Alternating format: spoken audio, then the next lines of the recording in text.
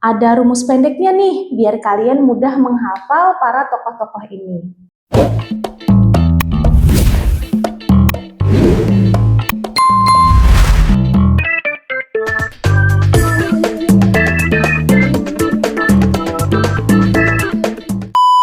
Halo, selamat datang di channel Mega Bimbel. Kali ini kalian ditemani sama Kak Meli. Kakak adalah tutor biologi di Mega Bimbel. Pada kesempatan kali ini kita akan belajar materi tentang sel. Nah, sel itu apa sih? Kemudian di bagian tubuh mana serta apa sih fungsi dari sel itu? Mau tahu? Bahas bareng Mega Bimbel yuk. Nah, setelah mendengar kata sel, tentunya kalian langsung terpikir bahwa sel itu berada di dalam tubuh kita dan sel itu adalah bagian sangat kecil di dalam tubuh kita. Nah, benar sekali, sel adalah unit fungsional dan struktural terkecil penyusun makhluk hidup. Nah, ada beberapa tokoh nih yang memperkenalkan istilah tentang sel ini. Yang pertama adalah Robert Hooke. Robert Hooke ini dia meneliti sebuah sayatan gabus. Nah, dia menemukan bahwa di dalam sel itu ada ruang-ruang kosong ya. Jadi Robert Hooke menemukan adanya ruang kosong.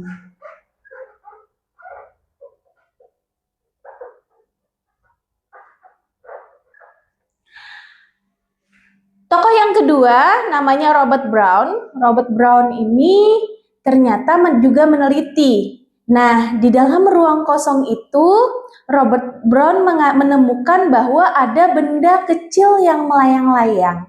Nah, benda kecil yang melayang-layang ini ternyata adalah inti sel. Nah, kita kenal sekarang adalah nukleus.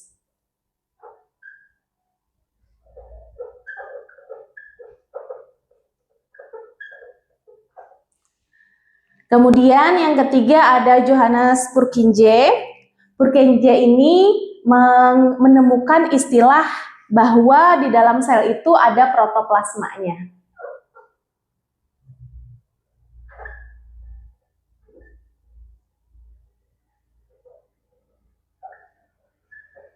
Kemudian ada Theodor Schwann dan Sladen. Dua ilmuwan ini mengemukakan bahwa sel itu merupakan satuan struktural dari makhluk hidup.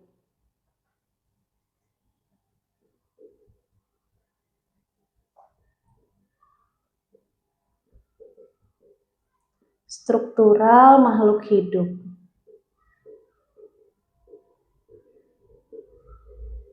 Bukan hanya itu nih, ada juga Max Schultz. Max Schultz juga mengemukakan bahwa sel itu adalah satuan fungsional dari makhluk hidup. Maaf, salah. Satuan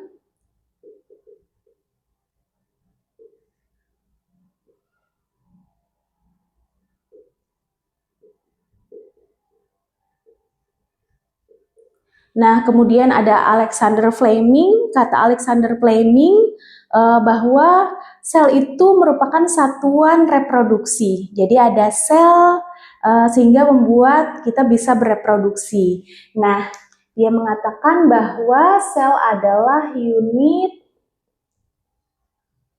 reproduksi.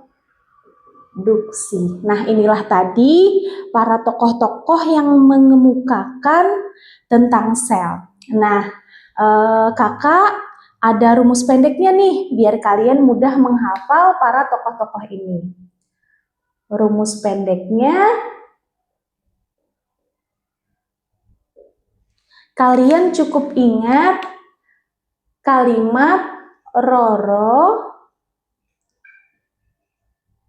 Purwanti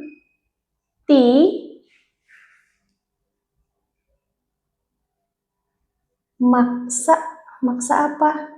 Maksa minggat. Nah, ini ya. Ro yang pertama itu adalah Robert Hooke,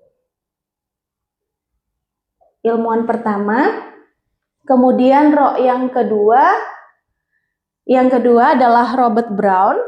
Kemudian yang ketiga, Pur ini adalah Purkinje, Johannes Purkinje. Kemudian One-nya adalah yang keempat, Theodor Swan dan Sladen. Kemudian yang kelima, Max-nya adalah Max Kuhl. Kemudian yang keenam, A sama Ming-nya itu adalah Alexander Fleming. Nah, inilah tadi tokoh-tokoh yang sudah berjasa mengemukakan teori tentang sel ini. Nah, kemudian untuk yang selanjutnya kita juga akan membahas tentang struktur dari sel. Nah, sel itu sebenarnya terbagi menjadi dua. Ada bagian kulit dari sel, itu disebut dengan membran sel. Kemudian ada bagian dalam dari sel, itu disebut dengan protoplasma. Nah, protoplasma ini yang terbagi menjadi tiga.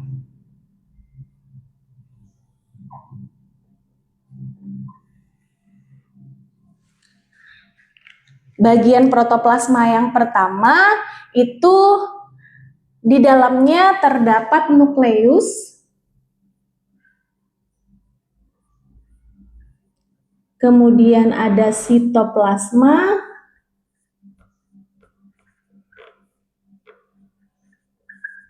dan juga ada sitoskeleton. Nah, benar sekali seperti yang dikemukakan oleh para tokoh tadi, khususnya oleh Robert Brown dan Johannes Purkinje, bahwa di dalam sel itu ada nukleus dan ada protoplasma, ada protoplasmanya, ada nukleusnya, dan ada sitoplasmanya. Nah, inilah struktur dari sel. Kemudian sel itu ada bermacam-macam. Nah, di sini kakak akan menjelaskan berdasarkan membran inti. Jadi, sel berdasarkan membran inti ada yang disebut dengan sel prokariotik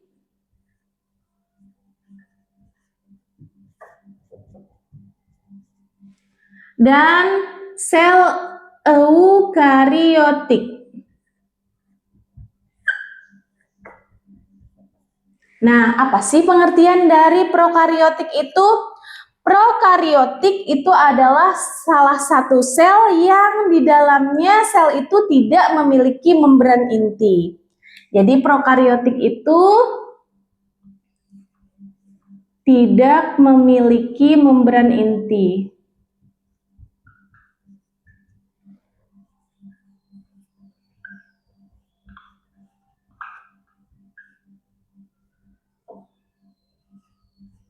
Nah, apa saja sih makhluk hidup yang tidak memiliki membran inti, atau apa saja sih makhluk hidup yang merupakan sel prokariotik ini?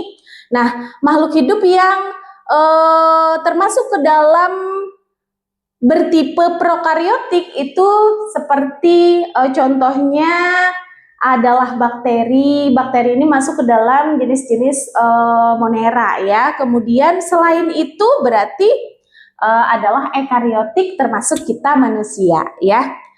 Nah, ekariotik tadi adalah sel yang memiliki membran inti.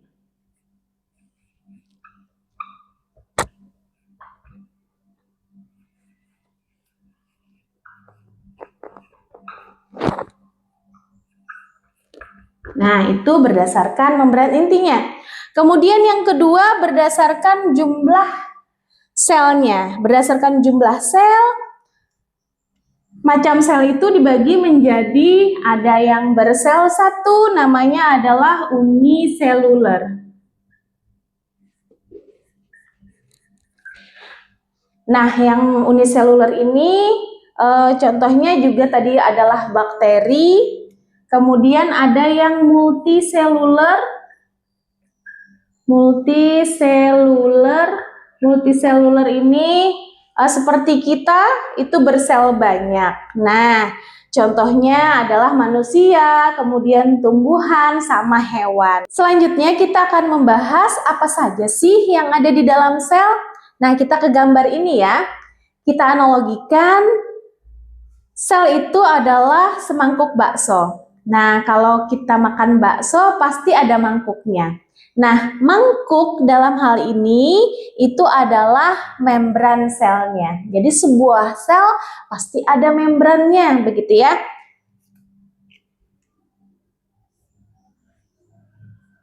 Ini adalah membran sel.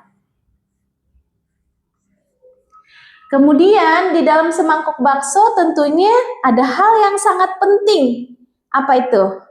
Iya, baksonya ya. Nah, baksonya kalau kita alihkan ke dalam sel itu adalah adalah inti selnya.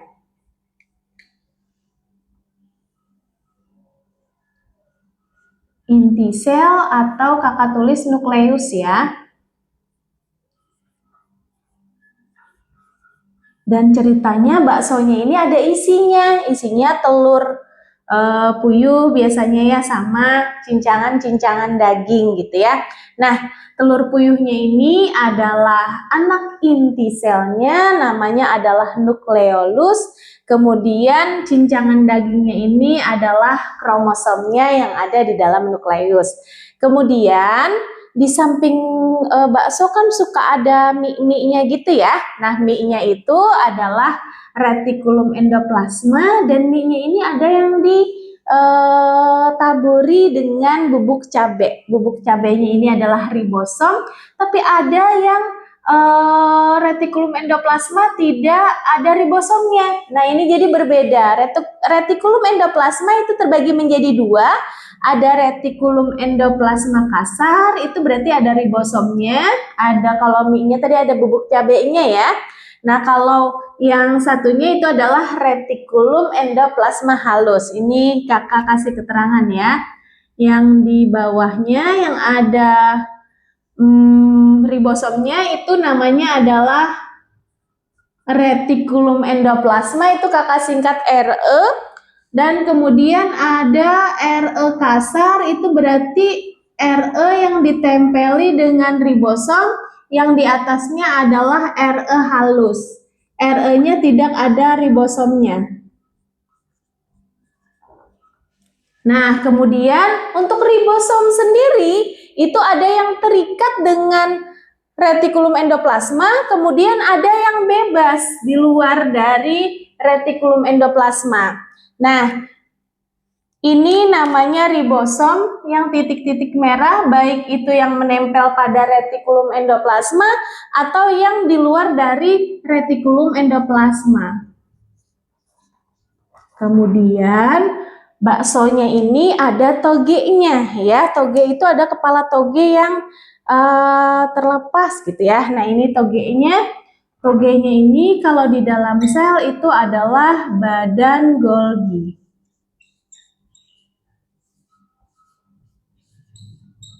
Nah, kalau di dalam semangkok bakso kan ada kuahnya gitu ya. Nah, kuahnya itulah yang disebut dengan sitoplasma.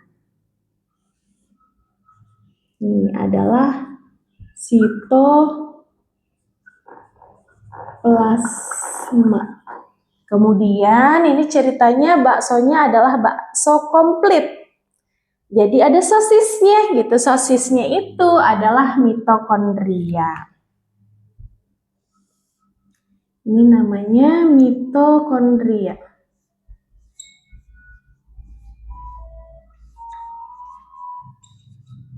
Nah, kemudian di dalam sel itu juga ada yang namanya lisosom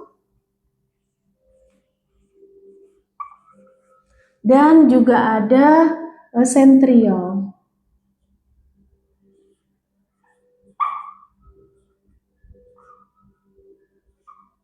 Nah, inilah isi dari sitoplasma tadi. Ada cairan sel namanya sitosol, kakak tulis dengan sitoplasma, kemudian ada organel-organelnya. Nah, ini organel-organelnya akan kakak bahas lebih lanjut, tapi papan tulisnya kakak hapus dulu ya. Kemudian untuk organel sel dan fungsinya, kakak ada punya rumus pendek nih. Nah, rumus pendeknya adalah Messi intip Reri dan milih pakai senter plastik. Nah, ini untuk memudahkan kalian menghafal nama-nama organel yang sudah kakak jelaskan sebelumnya tadi. Nah, oke, langsung aja yang pertama, me. Me itu adalah membran sel.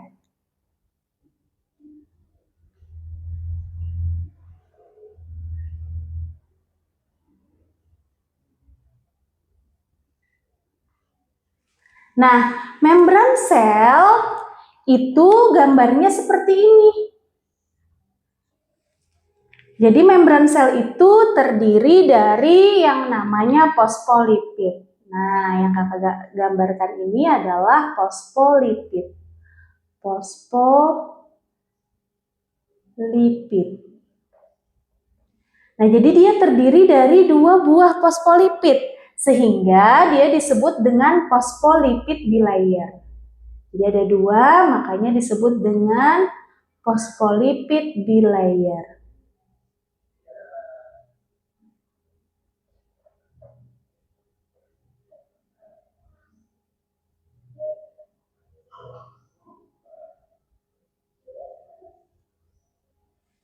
Oke, kemudian apa saja sih yang ada di dalam membran sel? Di dalam membran sel itu ada fosfolipid tadi ya. Kalau kakak besarkan gambarnya seperti ini, bagian atas itu adalah bagian fosfatnya, bagian bawah adalah bagian lipidnya. Nah, apa perbedaannya? Bagian fosfatnya ini sifatnya adalah hidrofilik.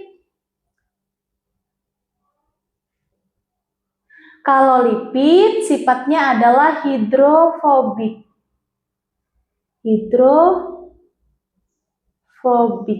Nah, rumus pendeknya biar kalian mampu mudah mengingat, itu ingat fobia. Fobia itu artinya tidak suka atau takut. Takut apa? Hidro kan artinya air. Berarti bagian lipid atau bagian ekor itu dia takut air atau tidak suka air ya. Nah, untuk rumus pendek bagian fosfatnya feel. Feel itu dia punya feeling, artinya berarti dia suka nih. Suka sama apa? Suka sama air. Nah, ini bagian kepala atau fosfatnya dia suka dengan air. Nah, kemudian di bagian membran sel ini ada bagian yang paling besar. Yang paling besar, molekulnya besar, itu adalah protein. Nah, proteinnya masuk sampai ke dalam, sehingga dia disebut dengan protein integral.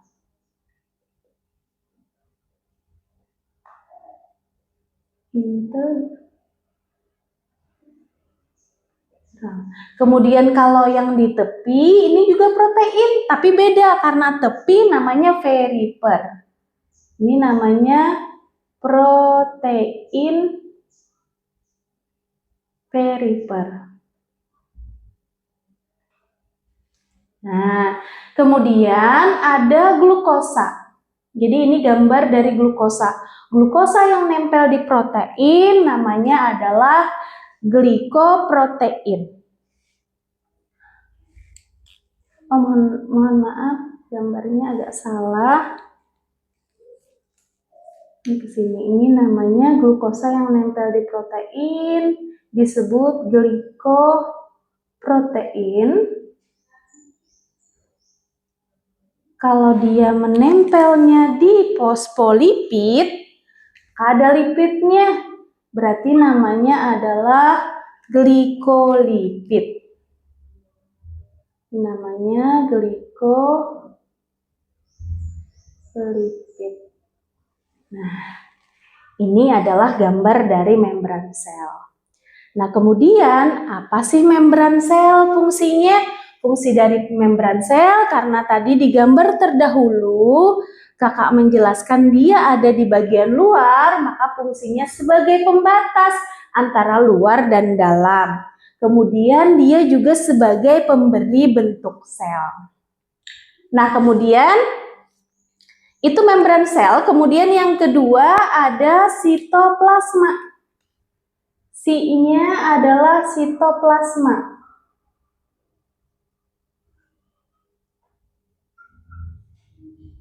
Apa sih arti sitoplasma? Si-nya itu artinya adalah sel. Kemudian plasmanya artinya adalah cairan. Maka sitoplasma artinya adalah cairan sel. Nah, cairan sel ini ada dua. Ada yang bentuknya cair, ada yang padat. Yang cair namanya adalah sitosol yang kakak jelaskan tadi. Kemudian ada yang berupa padatan namanya sitogel ya. Bukan sitogel. Nah, ini cair, ini padat. Kemudian apa sih fungsi sitoplasma? Nah, kalau tadi kakak jelaskan di dalam semangkuk bakso, sitoplasma itu adalah kuah dari baksonya. Nah, fungsinya adalah sebagai tempat berlangsungnya reaksi-reaksi kimia. Karena di dalam situ ada organel-organel selnya tentunya. Nah, itu yang kedua. Kemudian yang ketiga, intip. Nah, kita ingat in-nya adalah inti sel.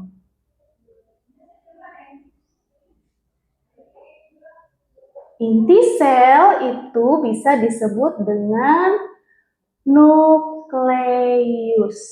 Nah, nukleus itu ada di paling tengah. Ada inti sel. Kalau semangkuk bakso tadi, inti selnya adalah baksonya. Nah, ini yang paling penting di dalam sebuah sel. Nah, fungsinya untuk pengatur seluruh kegiatan sel atau pengatur aktivitas sel. Itu diatur oleh yang namanya inti sel. Kalau kakak gambarkan lagi, inti sel tuh ini. Dan di dalamnya ada bagian-bagiannya lagi nih untuk inti sel. Apa bagian-bagiannya? Yang pertama adalah nukleolus. Tadi kalau kakak misalkan itu adalah telur puyuhnya. Nah, kemudian apa itu nukleolus? Nukleolus adalah anak inti. Nah, kemudian kromatin atau yang kakak bilang tadi daging cincangnya itu adalah kromosom atau disebut dengan kromatin. Nah, di kromatin inilah adanya DNA dan RNA. Kemudian ada nukleoplasma. Siapa itu nukleoplasma? Ternyata bukan hanya di dalam sel ada cairan sel, tetapi juga ada di dalam inti sel. Disebut dengan nukleoplasma. Jadi nukleoplasma itu adalah cairan inti sel. Kemudian ada yang namanya membran inti. Jadi kalau untuk macam sel ada tadi eukariotik ya. Eukariotik itu memiliki membran inti. Nah, membran inti itu disebut dengan karioteka namanya. Nah, ini tadi bagian dari nukleus. Kemudian kita beralih ke re. Re-nya adalah retikulum endoplasma.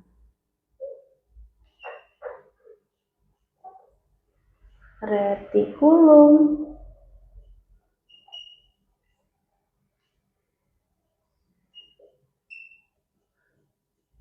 atau yang kakak singkat menjadi RE. Apa fungsinya RE? RE itu sebagai jalur transportasi zat. Dia berada tepatnya di samping dari nukleus ya.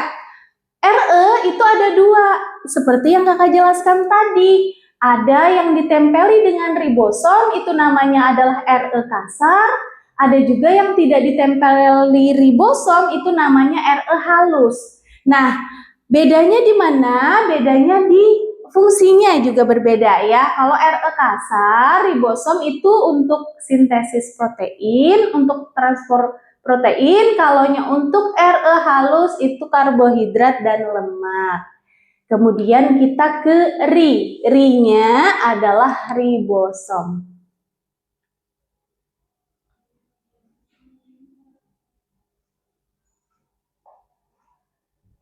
Ribosom tadi yang menempel di retikulum endoplasma. Seperti yang kakak jelaskan di gambar sebelumnya tadi, bahwa ribosom itu ada yang terikat di dalam retikulum endoplasma, ada yang tidak terikat. Nah, kalau RE kasar tadi untuk jalur protein, maka ribosom itu untuk sintesis protein. Nah, sintesis protein itu ada dua. Ada yang namanya transkripsi sama translasi. Jadi ini terbagi menjadi dua. Ada transkripsi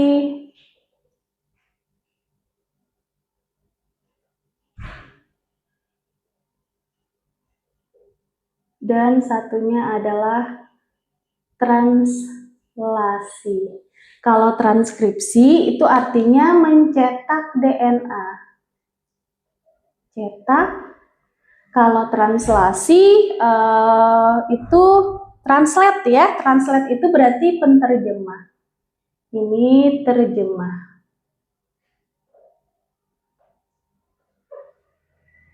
Nah, oke, kita sampai ke dan. Dan ini artinya adalah badan Golgi. Kalau tadi di semangkuk bakso badan Golgi itu togenya ya. Nah, ada kepala toge yang terlepas. Kepala-kepala toge itu dimisalkan adalah vesikel ya. Jadi badan Golgi ini berupa kantung atau lipatan. Nah, kemudian apa fungsinya? Fungsinya untuk sekresi. Sekresi itu pengeluaran zat-zat yang masih bisa digunakan. Contohnya seperti apa? Kayak enzim dan hormon. Itu yang berfungsi mengeluarkan enzim adalah badan Golgi ya. Kemudian mie-nya adalah mitokondria, sosisnya yang kakak bilang tadi ya. Mitokondria.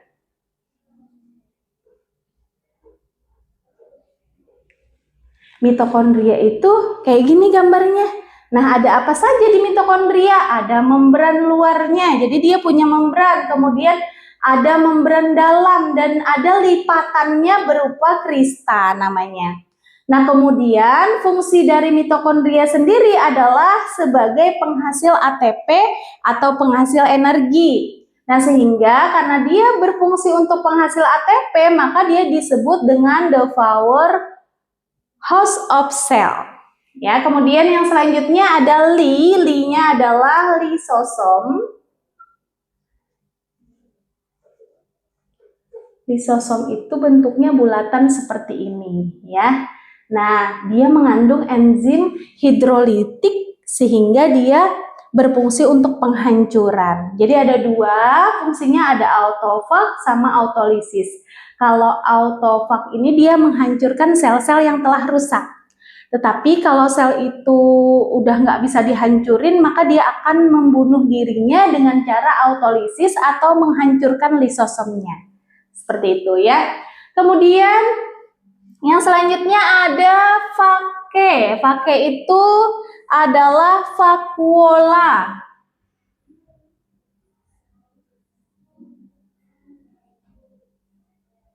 Vakuola ini ada dua ya. Ada di vakuola hewan, di sel hewan itu kecil vakuolanya, ada di sel tumbuhan juga ya. Dan dia berfungsi sebagai untuk menyimpan cadangan makanan. Kemudian yang selanjutnya ada center. Center itu adalah centriole. Centriole itu kayak bintang-bintang gini ya, biasanya jumlahnya 2 buah. Itu untuk mengatur pembelahan sel pada saat sel itu membelah. Jadi ada centriole, kemudian yang terakhir ada plastik. Plastik itu ini adanya pada sel tumbuhan, namanya adalah plastida. Ini akan kita bahas lebih lanjut nanti di sel tumbuhan, tapi kakak mau jelaskan sedikit bentuk dari plastida itu seperti ini. Dia punya yang namanya grana. Jadi ini ada grananya. Grana itu terdiri dari tumpukan-tumpukan tilakoid. Jadi kalau satu seperti ini namanya tilakoid, tapi kalau setumpuk itu namanya grana. Jadi kakak tulis di sini kumpulan tilakoid.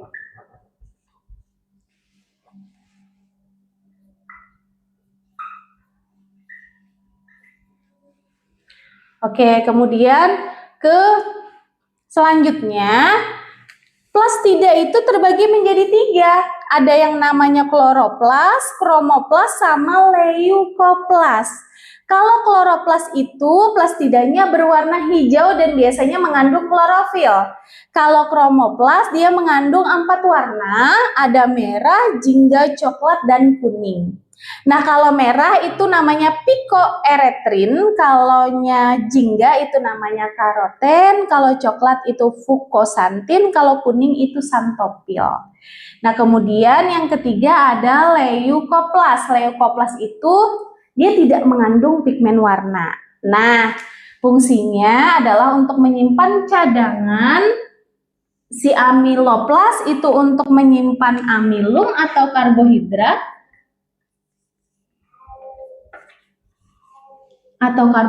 Kemudian proteoplas itu untuk menyimpan protein, kalau elaioplas itu untuk menyimpan cadangan lemak. Nah, ini dia tadi organel-organel yang ada di dalam sel. Kakak cukupkan sampai di sini. Sampai jumpa.